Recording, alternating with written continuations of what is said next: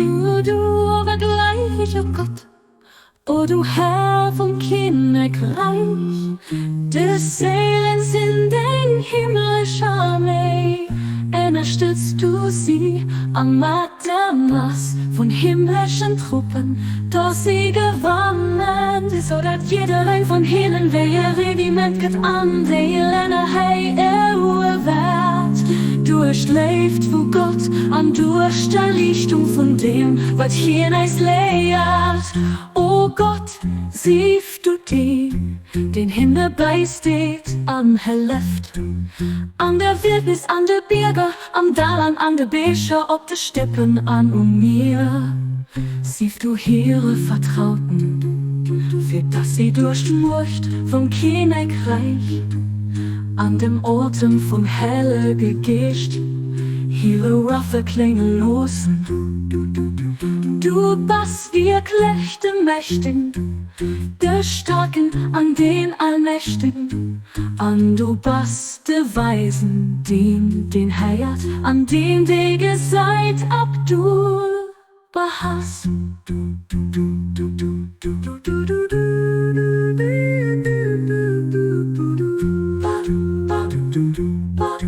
Du Bahas, du Bahas, du Bahas.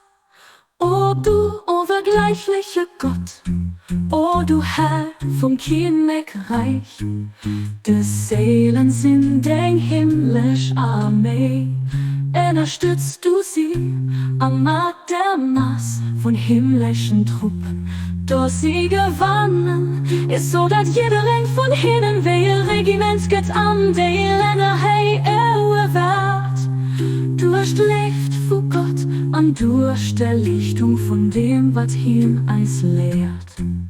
O Gott, siehst du den Himmel beisteht an Helleft, an der Wildnis, an der Berge, am Dalan, an der Becher, ob de Steppen an mir.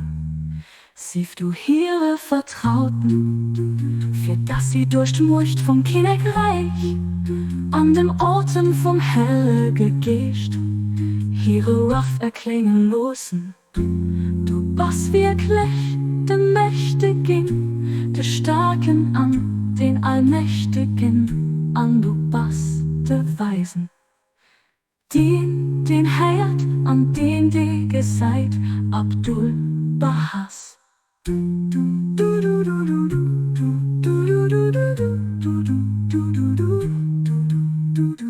Du Bahas, du Bahas,